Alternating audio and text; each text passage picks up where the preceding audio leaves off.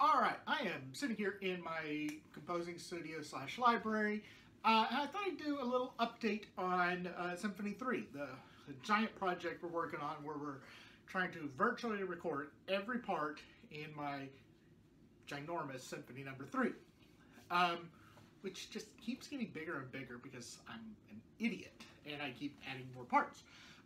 So basically, over the last little over a year and a half, we started this ostensibly in September of 21.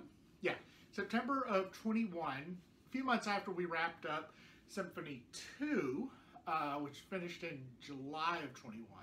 So I decided, September of 21, let's just do it again and go bigger. And so, yeah. So been a year and a half, a little over a year and a half since this, beginning of April now of 23. And we're probably closing in on about 40%, between 40 and 50% of the symphony recorded. There's still a long way to go, obviously, because we're not even to the halfway point. To put some perspective into this, I started crunching the numbers. Symphony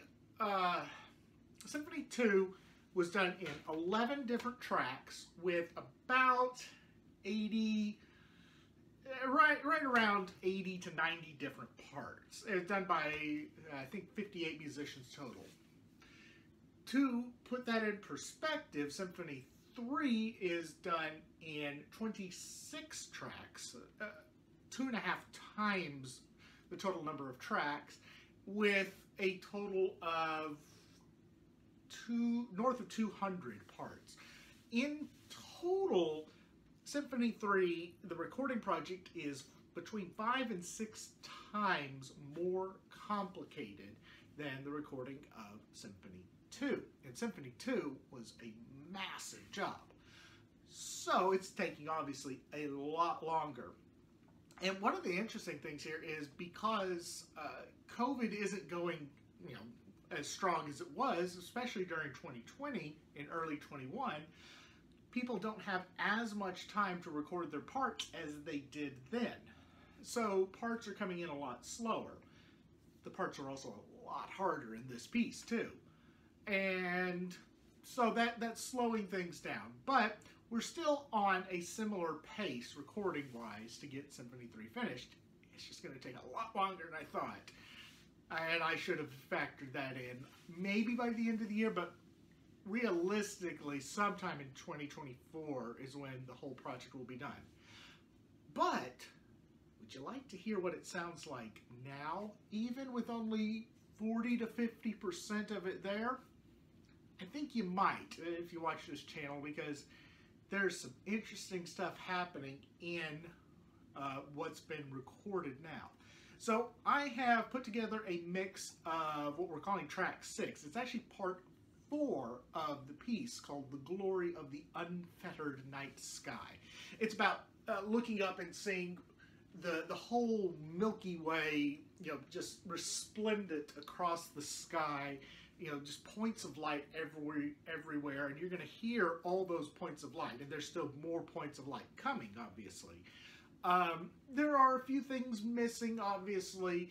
The biggest missing section right now, I have no horns. I just got in a couple days ago the first Wagner Tuban, and you may hear a little bit of them in there. There's some real raspy low notes that are actually really cool, that I really love. And then there's some upper voices that I have no oboes either, so they're missing there. But you'll hear a lot of the flutes at the beginning.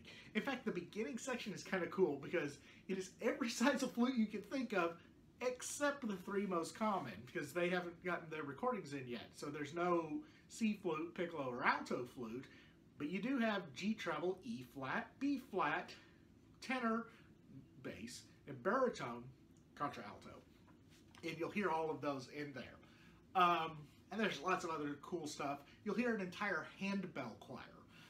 The handbell choir is, in this case, all me. I spent 7 hours recording handbells 2 at a time to go through an entire handbell choir. What else will you hear? Mandolins. Oh, the actual choir, which is not in the original version.